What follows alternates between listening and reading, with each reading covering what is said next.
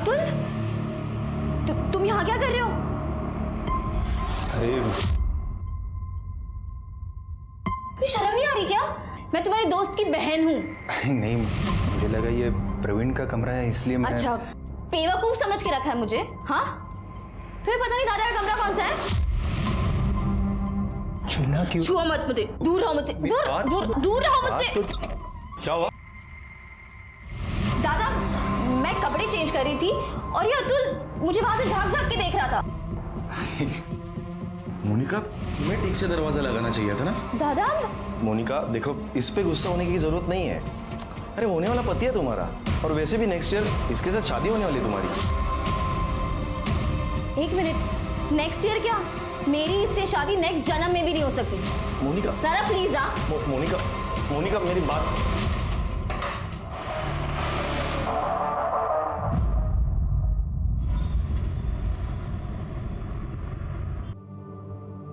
बाबा ये तो समझदार है। हाँ। अरे अभिजीत, अरे घर का राशन खत्म हो गया है और लाइट का बिल भी नहीं भरा अभी तक। प्लीज थोड़े पैसे दे दो। इससे पैसे ले लेना। इस महीने का सारा खर्चा मैंने इसे पहले से ही दे दिया। क्या? पैसे? वो ना एक्चुअली सारे पैसे मैंने दोस्त के साथ एक स्कीम में इन्वेस्ट कर दिए। क्या? फिर किसी वाहियात काम में पैसे बिगाड़े होंगे तूने। बाबा, आप लोगों को कुछ पता है कि ये क्या करती है, कहाँ जाती है? बस अपने दोस्तों के साथ पार्टी और मजे करने में मेरे पैसे बर्बाद करती रहती है। आपके पास कोई हिसाब है? मैं आज के बाद पैसे नहीं देने वाला। अरे लहा नहीं थी, नादानी में गलतियां होती है। तू तो तिचे मागेच लागलायस। कुछ कर रही है ना वो, ऐसे में कभी फायदा कभी नुकसान होता है। तू क्या चाहता है, ये नकारी बैठी रहे? ये सिर्फ नुकसान करवा सकती है, और मैं अपने मेहनत के पैसे इस तरह से बर्बाद होते हुए नहीं देख सकता। शोभा अभिजीत सही बोल रहे हैं। मुझे बताओ, तुम कब तक कविता की गलतियों पर पर्दा डालती रहोगी? लगता है गांव की पुश्तैनी जमीन बेचकर ही गुजारा करना पड़ेगा अभी। जो करना है कर लो, पर आज के बाद मैं पैसे नहीं देना। अब तो घर जाने को भी डर लगता है। वही चिक चिक अनाप शनाप खर्चे, मेरी थोड़ी बहुत सैलरी भी कम पड़ जाती है। मैं कुछ मदद करूँ क्या? देख मोनिका, तुम अमीर हो, पर मैं इतना भी गरीब नहीं कि तेरे भाई से मदद लूँ। एटलीस्ट मेरी ये खुददारी प्लीज बची रहे। हाँ, लेकिन उस घर से मैं कंटाल गया हूँ। सोचता हूँ कि कहीं दूर चला जाऊँ। अभिजीत, तुम जहाँ भी जाओगे ना, मुझे साथ में लेकर जाओ प्लीज। लेट हो रहा है, हमें निकलना चाहिए ना। ठीक है, चल।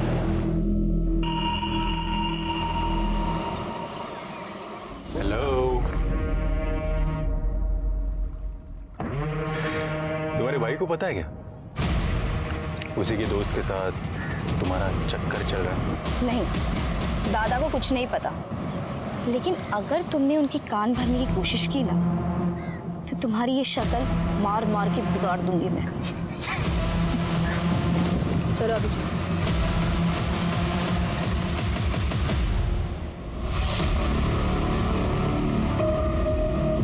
कि क्या सचमुच मरने वाले की रूह भी वापस लौटकर अपने लिए इंसाफ की मांग करती है?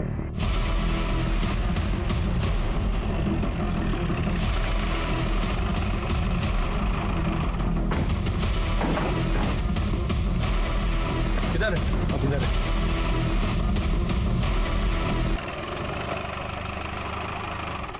सर, जो डेड बॉडी हमें मिली थी उसकी पीएम रिपोर्ट आ गई सर, उसकी उम्र तकरीबन 25 से 30 साल के आसपास है। सर, उसकी मौत 14 जनवरी को शाम को 4 बजे से 6 बजे के बीच में हुई है, और मौत की वजह इलेक्ट्रिक शॉक बताई जा रही है। मतलब पेट्रोल डाल के जलाने से पहले उसकी मौत हो चुकी थी? Right sir. उसके चेहरे पे काफ़ी फ्रैक्चर भी है सर, मतलब वो मुंह के बल गिरा था। लेकिन सर, उसके स्कल पे फ्रैक्चर क्यों है? अगर वो मुंह के बल गिरा था तो उसके सर के पीछे कैसे चोट लगी? और वैसे भी उसकी लाश हमें भारती नगर में मिली, जहाँ इलेक्ट्रिक शॉक लगने जैसा कुछ नहीं है। तो इसका मतलब है कि लाश को डिस्ट्रॉय करने के लिए वहाँ ले जाया गया था। वैसे सर, इस बॉडी की किडनी भी गायब है। किडनी स्कैंडल भी हो सकता है। पिछले महीने हमने एक किडनी रैकेट पकड़ा था। काम करो सर, लाश के डीएनए सैंपल लेके जितने भी मिसिंग कंप्लेंट्स हैं ना, सबके रिलेटिव्स के डीएनए सैंपल्स लेके मैच करके देखो, हो सकता है इसकी पहचान करने में आसानी हो जाए। लेकिन सर ऐसे बहुत सारे कंप्लेंट्स हमारे पास हैं और ये बॉडी उसी में से किसी की है, ये पता लगाने में बहुत टाइम लग जाएगा। लेकिन डीएनए मैच हुए बिना पहचान करना भी मुश्किल होगा। हो सकता है एक और किडनी रैकेट का पर्दाफाश हो जाए। ठीक है सर।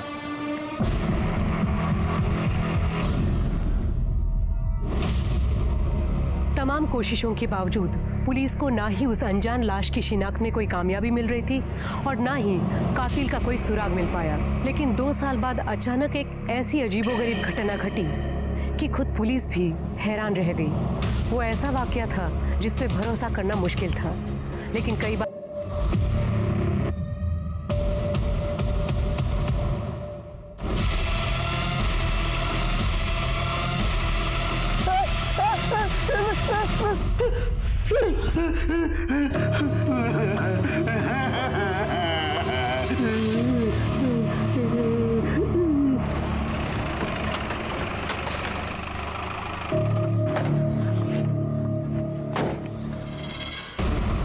क्या रे? साहब भूत पीछे पड़ा है मेरे में। अरे सुबह सुबह माल भूख क्या है क्या? क्या नाम क्या तेरा? बबन साहब, मैं सच कह रहा हूँ। वो दिन रात डराता है मेरे को। बोलते 2 साल पहले उसको किसी ने वो भगवती नगर में जला दिया था। उसको इंसाफ नहीं मिलेगा तब तक मेरा पीछा नहीं छोड़ेगा। सब में लगा है। क्या रे? अच्छा तरीका निकाला है तूने पैसा मांगने का। चल निकल। कर दे। काय झालं? सर ये बोल रहा है कि 2 साल पहले भगवती नगर में किसी को जलाया था। हाँ साहब। उसका भूत इसको बार बार दिख रहा है। शिरके से मिलवाओ इसको। सर पण ये माल फुकणारे लोक हैं। इन लोग कुछ भी बहाना बता के पैसा निकालते। इग्नोर कर लो सर इनको। करडे मी म्हणतो तेवढं करा, शिरकेकडे नाही आता। सर चल रे।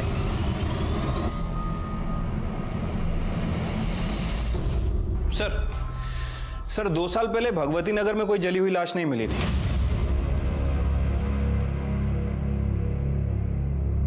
भगवती नगर नहीं,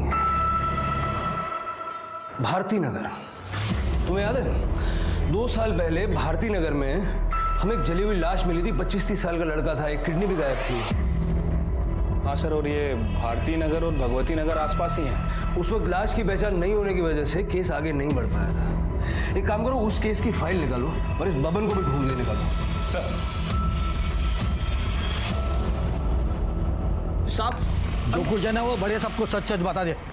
सर आ बघा माल फुकत पाठी बसला होता। नाम क्या है तेरा? बबन। बबन, तेरी ये भूत वाली कहानी है मजेदार, लेकिन तेरी बात पे कोई विश्वास क्यों करे? यकीन मानिए साहब, मैं सच बोल रहा हूँ। उस भूत ने मेरा जीना हराम कर दिया है। वो नशा भी कितना भी कर लूं फिर भी वो सपने में आ ही जाता है। क्या बोलता है? मुझे इंसाफ दिला दो, या और आगे भी कुछ बोलता वो? मतलब वो आके डराता है मेरे को साहब।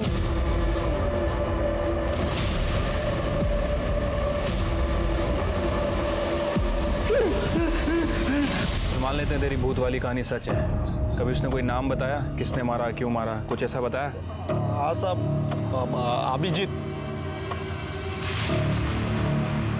और कुछ? क्या हुआ, कैसे हुआ? अरे साहब मैं सच बोल रहा हूँ, मेरे को कुछ नहीं मालूम है साहब। मैं आपके हाथ जोड़ता हूँ, मेरे को इस भूत से बचा लो। किसी दिन इसके डर से मैं मर जाऊंगा साहब। ठीक है, अभी निकल, लेकिन इधर उधर भागना मत। ठीक है साहब। इस भवन का भूत उतारना पड़ेगा, जरा नजर रखो इसमें। सर शिरके, 2 साल पहले की मिसिंग कंप्लेंट्स दोबारा चेक करो। उसमें अभिजीत नाम के 25-30 साल के लड़के की कोई कंप्लेंट है क्या, जरा देखो। ठीक है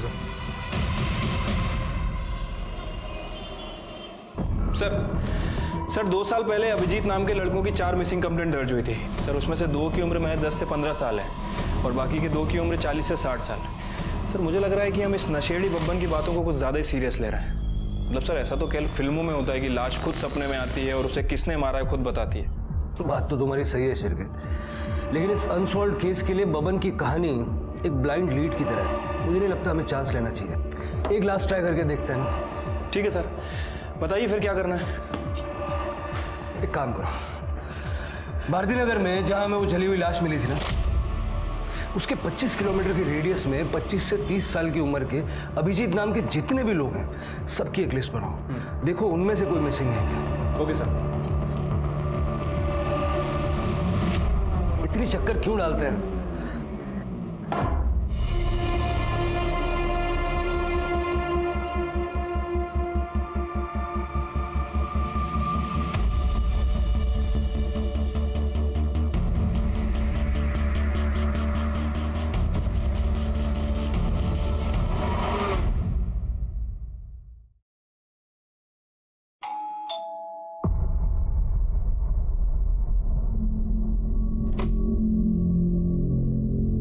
चंद्रकांत यादव का घर यही है? हाँ। बाबा। काइगा? पुलिस? साहब आप यहाँ? घबराइए मत, हम लोग बस जनरल इंक्वायरी के लिए आए हैं। अभिजीत नाम का लड़का यहीं रहता है? रहता था साहब। अभिजीत मेरा बेटा है, लेकिन 2 साल पहले वो घर छोड़कर चला गया है। वो अभी तक नहीं लौटा है। 2 साल पहले आपका बेटा घर छोड़ के चला गया और आप लोगों ने कोई मिसिंग कंप्लेंट ही नहीं की? क्या कंप्लेंट करते साहब, वो खुद घर छोड़कर चला गया। फिर उसने एक मैसेज भी लिखा कि वो नहीं आएगा वापस, हमारा और उसका संबंध खत्म। उसके बाद हमने उसका फोन भी ट्राई किया, लेकिन हमेशा बंद ही आया। साहब एक मिनट रुकिए।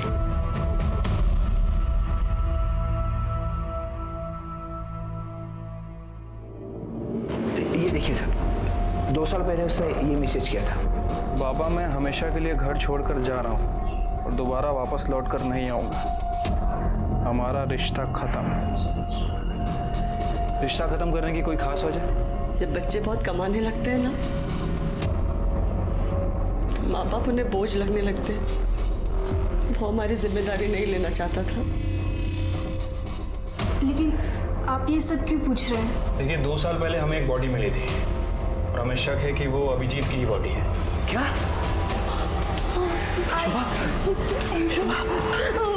क्या बोलते हैं? रो मत। हो सकता है वो हमारा अभिजीत नहीं होगा।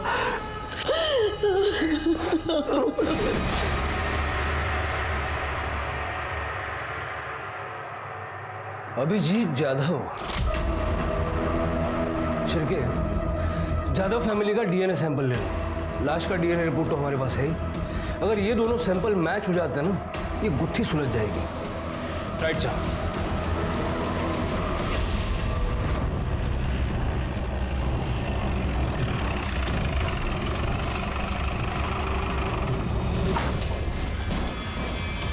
कहाँ जा रहे हैं आप लोग?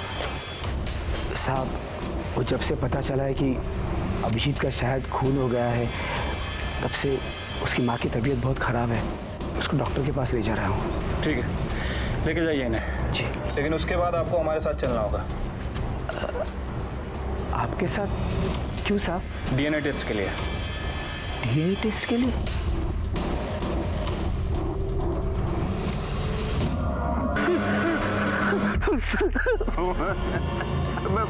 मुझे माफ कर दो, मेरा पीछा छोड़ दो। मैं जितना कर सकता था मैंने कर दिया है। अब इससे ज्यादा मैं पुलिस के सामने मुंह खोलूंगा तो खुद मुसीबत में फंस जाऊंगा।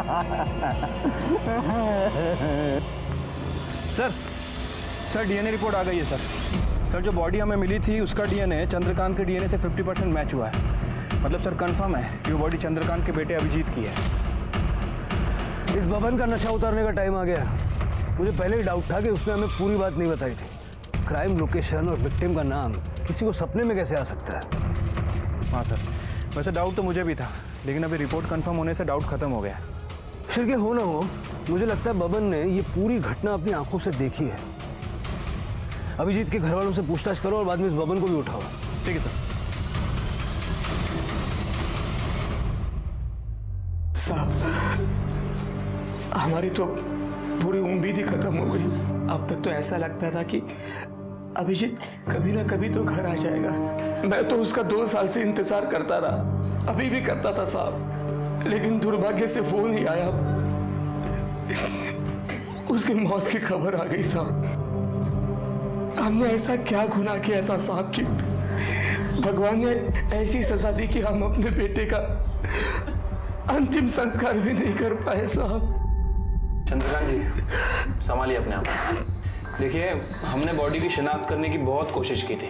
फिर पीएम रिपोर्ट से हमें पता चला कि उस बॉडी की एक किडनी गायब है। तो हमें लगा कि शायद ये कोई किडनी रैकेट का मामला। नहीं साहब, कोई किडनी रैकेट का मामला नहीं था। दरअसल कुछ साल पहले मेरी एक किडनी खराब हो गई थी, तो साहब अभिषेक ने उसकी किडनी मुझे देकर मेरी जान बचाई थी साहब। अभिजीत की किसी के साथ कोई दुश्मनी, कोई लड़ाई, कोई झगड़ा? हमारा बेटा तो बहुत अच्छा लड़का था, खूब कुड़ी होता तो उसकी किसी के साथ क्या दुश्मनी हो सकती है। चल बैठ नीचे। बबन, तुझे जो जो पता है सब कुछ बता दे, वरना जो तरीका हम अपनाएंगे ना, तेरे पीछे जो भूत पड़ा हुआ है ना, वो भी डर जाएगा। हाँ मैं सच बता रहा हूँ, मेरे को जितना मालूम था मैंने सब बता दिया। जब ये कुछ बताने के लिए तैयार हो जाना, तब इसको मेरे सामने लाना। तब तक इसकी खातिरदारी करो। सर सब नहीं सब नहीं मैं बताता हूँ, सब बताता हूँ साहब। ये वो 2 साल पहले की बात है। मैं वो जंगल में बैठ के माल फूक रहा था साहब। अब मैंने बताया, और ये अभिजीत की लाश सपने में आके डराती है, बताती है, ये सब नाटक करने की क्या जरूरत थी? वो ऐसा हुआ कि वो लोग जाने के बाद उस दिन मैंने नज़दीक जाके देखा था साहब। वो डरावनी लाश देख के मेरी तो बत्ती गुल हो गई थी साहब। उसके बाद से वो लाश रोज मेरे सपने में आने लगी। अगर तूने कुछ किया नहीं था तो तुझे डरने की क्या जरूरत थी? साहब, अगर मैं आप लोगों को ये बता देता कि वो लाश को जलाने का मैं गवाह हूँ, तो आप लोग तो मेरे को ही पकड़ के पूछताछ करते ना। और ऊपर से ये कांड जो लोग ने किया था, वो लोग भी मेरे जान के पीछे पड़े जाते। इसके लिए मैंने आप लोगों को आधा ही बात बताया। सर, ये अभिजीत के बारे में कुछ इन्फॉर्मेशन मिली है सर। एक कंपनी में सेल्स मैनेजर था, लेकिन उसने जॉब नहीं छोड़ी थी। जादव फैमिली के बारे में पूछताछ की? हाँ सर, उसकी बहन कविता के बारे में पूछताछ की है सर। उनका कहना है कि काफ़ी अय्याश किस्म की लड़की है, पैसे काफ़ी उड़ाती थी, देर रात तक घर से बाहर रहती थी, घर का सारा खर्चा अभिजीत ही चलाता था। और इस बात को लेकर दोनों भाई बहनों में काफ़ी लड़ाई हुआ करती थी। लेकिन सर, अभी तक इस कविता के खिलाफ कुछ सस्पिशियस नहीं मिला है। शिर के कोई तो ऐसा होगा जिसको शक हो। सर, एक जरूरी बात पता चली है। हमने अभिजीत के 2 साल पुराने कॉल रिकॉर्ड चेक किए। उसमें एक नंबर मिला है जिसपे वो लगातार बात करता था। सर ये देखिए, ये नंबर किसी मोनिका देशमुख के नाम पर रजिस्टर्ड है। हमने उसकी लेटेस्ट लोकेशन भी पता किया, और ये मोनिका और अभिजीत दोनों एक ही कॉलेज से पास आउट हुए 2012 में। सर और एक बात, ये दोनों देर रात तक बात करते थे। सर, अभिजीत की मोबाइल की आखिरी लोकेशन करवे नगर की थी। करवे नगर से भारती नगर 10 किलोमीटर की दूरी पे, जहाँ पर हमें अभिजीत की लाश मिली थी। जरा पता करवाओ, ये अभिजीत करवे नगर क्या करने गया था? सर, शिरके, ये मोनिका और अभिजीत का लेट नाइट बातें करना इस केस का इंपॉर्टेंट एस्पेक्ट हो सकता है। हो सकता है वो यहीं से कोई बड़ी लीड मिल जाए। इस मोनिका से बात करनी पड़ेगी।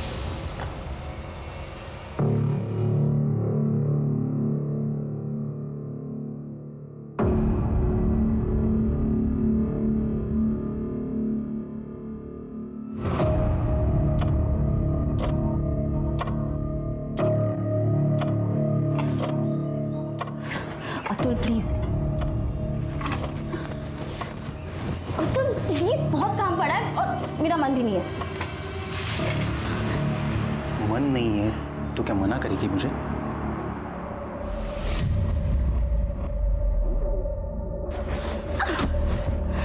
तेरी ये हिम्मत? पति हूं तेरा मैं। कौन? पति? क्यों करते रहते हो अतुल रोज रोज? क्या बिगाड़ा मैं तुम्हारा? किसे लायक है तू? चल, अब ये हुलिया ठीक कर ले। 10 मिनट का काम है मेरा, मैं वो काम करके वापस आ रहा हूँ। उसके बाद अगर तू मुझे मेरे बेडरूम में मेरा इंतजार करते वक्त नहीं मिली ना, तो तेरा हुलिया नहीं, तेरा चेहरा भी बिगाड़ दूंगा मैं।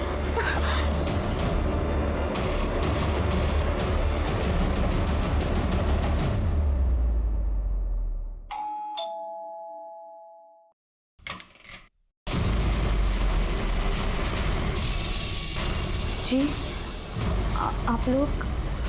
मोनिका, जी कहिए।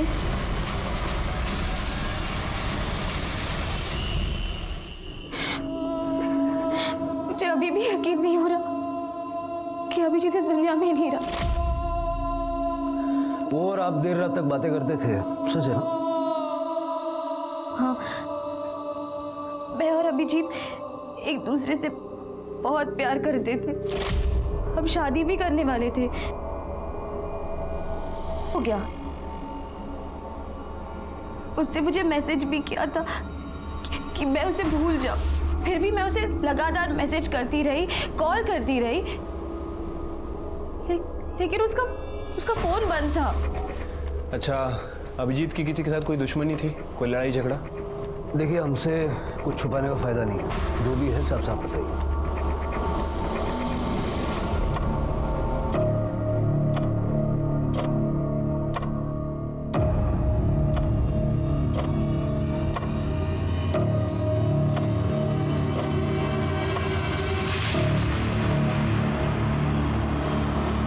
पता नहीं, जो भी है। दादा, दादा, दादा, ना दादा को ना, दादा। शर्म नहीं आती? चुकी नहीं है दादा, एक कहाँ चुकी नहीं है? कहाँ चुकी नहीं है? दोस्त के बहन के साथ गुलछर्रे उड़ाने गलती नहीं है? हाँ? तेरे को समझ नहीं आता? दोस्त बन के ऐसे धक्का दे रहा, शर्म नहीं आती तेरे को? देख देख प्रवीण, मैं मोनिका से प्यार करता हूँ और मैं उसे कोई धोखा नहीं दे रहा हूँ। मैं मोनिका से शादी करना चाहता हूँ। इसके आगे एक भी वर्ड बोला ना तो इधर किधर जमीन में गाड़ दूंगा, समझा? औकात में रहे अपनी। कम से कम अपना स्टेटस तो देख लिया होता। अमीर लड़की दिखे नहीं, फंसाना शुरू। अब दादा, नहीं दादा नहीं। हम दोस्त है इसलिए तेरे को जिंदा छोड़ रहा, समझा? औकात नहीं भूलने का अपनी, समझा? चल चल अंदर, भूलने का नहीं। हाँ,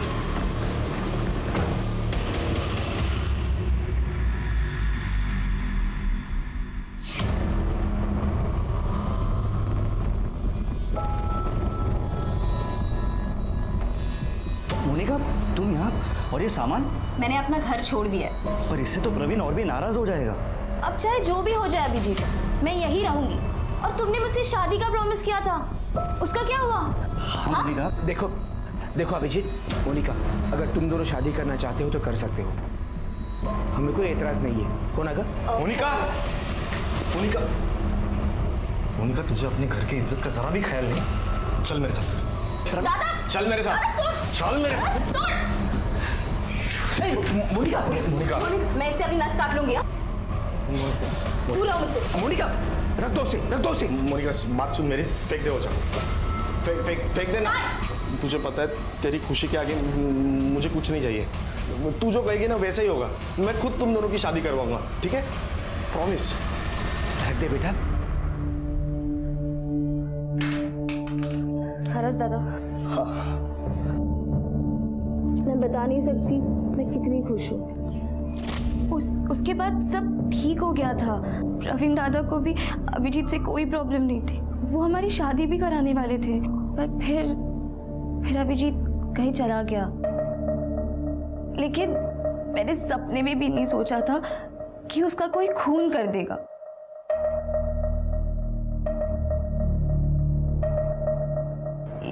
ये मेरे पति है अतुल। अभिजीत 2 साल तक लापता था, तो दादा के कहने पर मैंने इससे शादी कर ली। आखिरी बार आप अभिजीत से कब मिली थी? करवे नगर में हमारे एक फार्म हाउस है।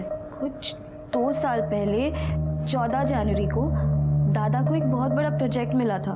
उसी को सेलिब्रेट करने हम सब वहाँ गए थे। मैं, दादा, अभिजीत, अतुल, हम टेरेस पर पार्टी कर रहे थे और इन लोगों ने दोपहर को ही पीना शुरू कर दिया था।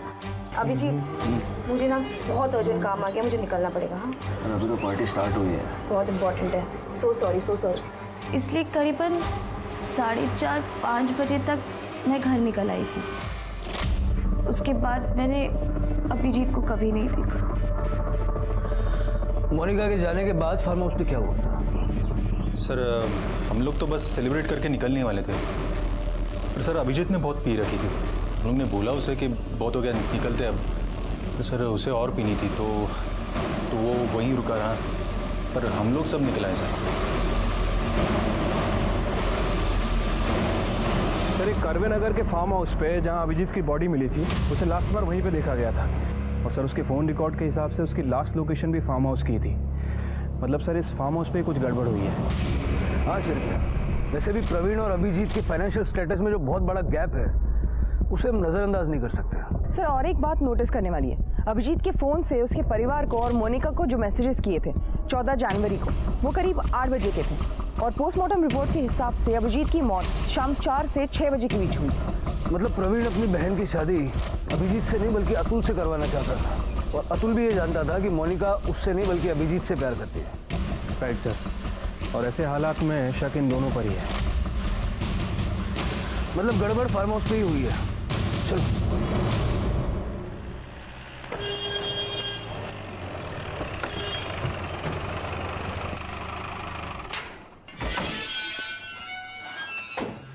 देशमुख फैमिली का फार्म हाउस है नहीं? हाँ सब।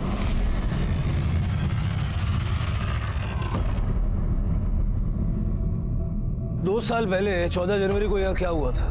2 साल पहले की बात किसको याद रहेगी साहब? पार्टी हुई थी यहाँ, तुझे याद नहीं है? हाँ हाँ वो याद है ना सब, वो पूरा हफ्ता में छुट्टी पर था। 2 साल पहले क्या हुआ था वो याद नहीं है, छुट्टी पे था ये याद है। हाँ सब, वो मेरी बेटी की शादी थी ना तभी। प्रवीण लास्ट टाइम कब आए थे यहाँ? वही 2 साल पहले साहब। वो आए और बोले फार्म हाउस बंद कर दो, उसके बाद से तो कोई नहीं आया सर। हाँ पर मुझे मेरी चौकीदारी की पगार मिल जाती है सर। तलाशी लेनी है मैं यहाँ की। हाँ सब लीजिए ना। बगा सगळीकडे।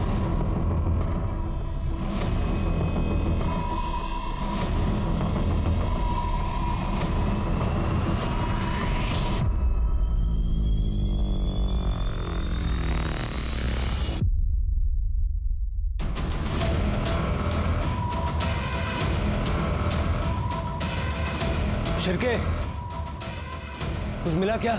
नहीं सर, यहाँ बहुत सारी शराब की बॉटल्स हैं। लगता है यहाँ पे रेगुलर पार्टीज होती थी।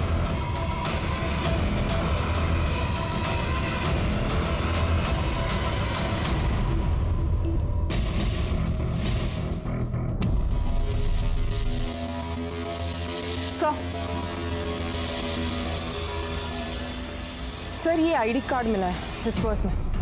अभिजीत जाधव।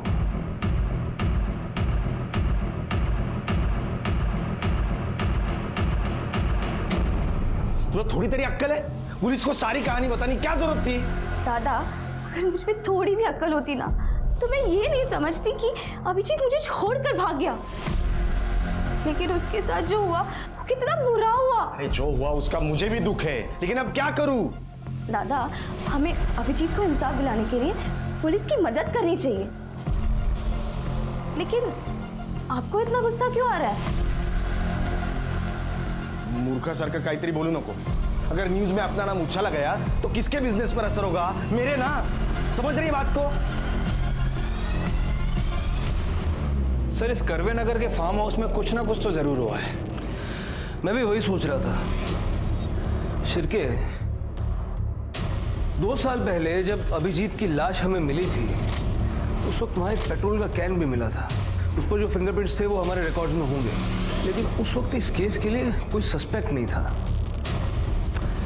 एक काम करो, 2 साल पहले 14 जनवरी को उस फार्म हाउस पे जितने भी लोग मौजूद थे उन सबके फिंगरप्रिंट्स लो और उनका लोकेशन निकालो। Right sir. उसकी मौत की खबर सुनकर हम भी बड़े दुखी है सर। सर उस दिन फार्म हाउस से हम लोग निकल गए थे, वो अकेला ही था। कौन कहा था ये तो जल्दी पता चल जाएगा। सर हम लोग सच कह रहे सर, हम लोग फार्म हाउस से निकल गए थे। हमने तो सब बता दिया, फिर भी आप बार बार हमें क्यों परेशान कर रहे हैं सर? देखो, अगर तुम लोग इनोसेंट हो तो डरने की कोई जरूरत नहीं। सच तो जल्दी सामने आएगा ही।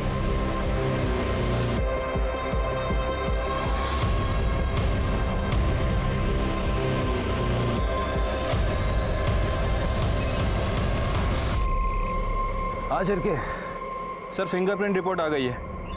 सर पेट्रोल के डब्बे पे जो फिंगरप्रिंट मिले थे वो प्रवीण और अतुल से मैच हो रहा है। मतलब खून इन्हीं दोनों ने किया है। Right sir. 14 जनवरी 2017 उस दिन के तुम दोनों के मोबाइल लोकेशन निकाले हमने। कहाँ के थे पता है? भारती नगर, जहां अभिजीत की लाश को जलाया गया। वहां हमें पेट्रोल का कैन भी मिला था, उस पे तुम दोनों के फिंगरप्रिंट्स हैं। सर हमारा यकीन कीजिए, हमने अभिजीत को नहीं मारा। अपनी बहन की शादी अभिजीत से करवाने का सिर्फ ढोंग कर रहा था। तू चाहता था कि तेरी बहन की शादी अतुल से हो, और आखिर में तुम दोनों ने मिलके अपने मन की हसरत पूरी कर ली। नहीं सर, हम सच कह रहे हैं, हमने अभिजीत को नहीं मारा। सर हम लोग फार्म हाउस से निकल गए थे, वो नशे में धुत वहीं पे रुका था। हमने नहीं मारा उसे। झूठ बोल रहा है सर ये, और इसके वॉचमैन ने भी हमसे झूठ बोला था। उस दिन 14 तारीख को वॉचमैन फार्म हाउस पे ही था। उसकी बेटी की शादी तो 10 जनवरी को ही हो गई थी। वॉचमैन ने 14 तारीख को शाम को 7 बजे फार्म हाउस फ़ोन किया था, और उसके बाद ये प्रवीण फार्म हाउस आया था। सर मैं सब कुछ सच बता। जल्दी बता।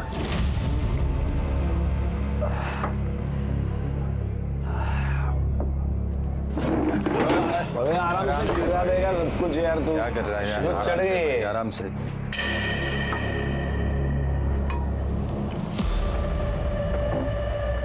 सुनो मैं क्या बोल रहा हूँ? अरे क्या कर रहे हैं यार? अबे ऊपर मत जा अभिजीत। ओपन वायर है, शॉक लग जाएगा। अबे कुछ नहीं होगा यार, आजा। अरे पिया हुआ है, तू उधर मत जा भाई, नीचे आ जा। उस शाम हमारी पार्टी ठीक ठाक चल रही थी, लेकिन अचानक तब हमारे क्लाइंट का मुझे कॉल आया। अभी मेहता का कौन है? क्लाइंट अपना। हेलो, हाँ सर। हाँ सर पहुँचता हूँ। ए भाई हम लोग जा रहे हैं, आ रहा है क्या तू? लेकिन वो आने के लिए तैयार ही नहीं था। फिर हम लोग निकल गए। फिर 1-1.5 घंटे के बाद ये जल्दी पता लग जाएगा। पेट्रोल छिड़ककर अभिजीत की लाश को आग में झोंकने वाले अतुल और प्रवीण पुलिस की गिरफ्त में थे। लेकिन क्या सचमुच उन्हीं दोनों ने अभिजीत को मौत के घाट उतारा था, या अभिजीत का कातिल अभी भी खुली हवा में सांस ले रहा था? पुलिस असली कातिल तक पहुंच पाती उससे पहले इस केस में एक और हैरतंगेज मोड़ आना अभी बाकी था।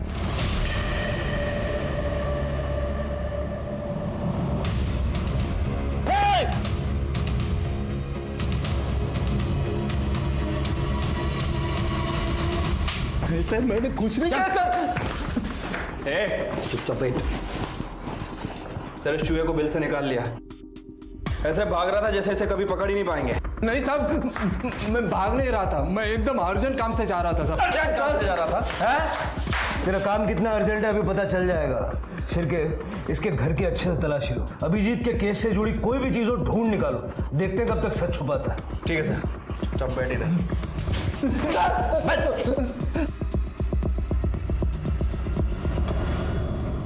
सर हमने राजाराम के घर की तलाशी ली थी। ये देखिए 2 साल पुराना वीडियो मिला उसके फोन में। सर वो तो नहीं पता, लेकिन जब मैंने इस राजाराम का बैंक अकाउंट चेक किया सर, मेरा शक और बढ़ गया। सर ये जो वीडियो वाला आदमी है राजाराम के अकाउंट में हर महीने पैसे ट्रांसफर कर रहा है, जब से हमने अभिजीत का केस ओपन किया है। उठा लो इसे। सर क्या कह रहे हो आप इंस्पेक्टर साहब? ये सरासर गलत है। मैं अपने बेटे को क्यों मारूंगा, वो भी जान से? अरे साहब मैंने कभी चाटा भी नहीं मारा उसको। करड़े आना दला। सर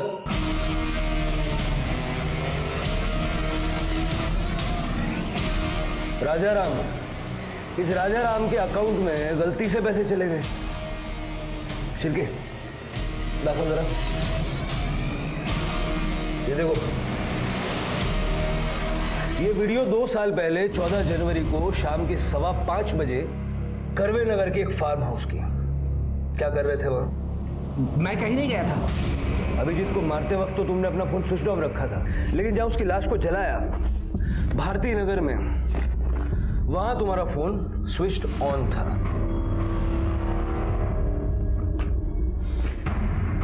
और एक और बात जो तुम हमें बताना भूल गए, लेकिन हमने पता लगा लिया। अभिजीत तुम्हारी पहली बीवी का बेटा है, शोभा का नहीं।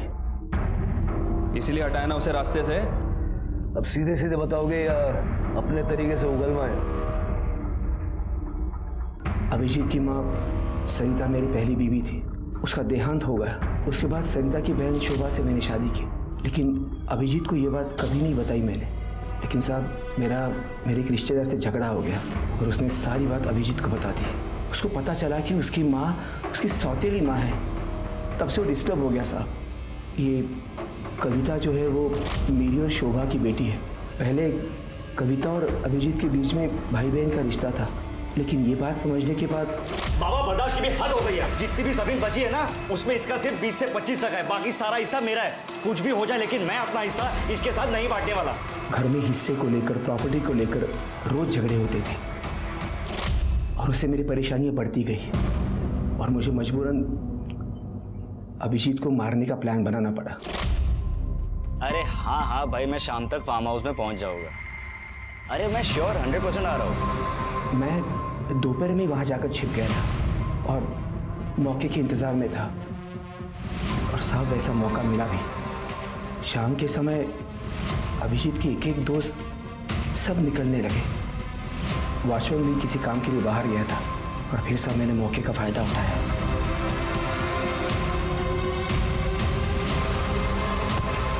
तुम्हें देख के तुम्हारी जान बचाई, तुमने उसी की जान ले ली।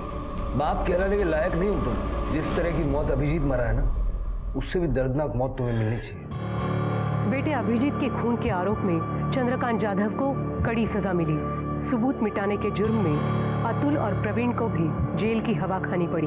वहीं अभिजीत की निर्मम हत्या के बाद इस बात पर यकीन करना मुश्किल है कि खून का रिश्ता दुनिया में सबसे मजबूत रिश्ता होता है। इसलिए स्वार्थ, अहंकार और बदले की भावना को परे रखकर ऐसे किसी भी अपराध में शामिल होने से पहले एक बार बाद में होने वाले भयंकर परिणामों के बारे में भी जरूर सोचें। अब मैं सोनाली कुलकर्णी आपसे विदा लेती हूँ।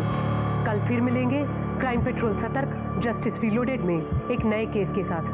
तब तक मास्क पहने, सैनिटाइजर का इस्तेमाल करें, अपना और अपने परिवार का ख्याल रखिए। देखते रहिए क्राइम पेट्रोल सतर्क।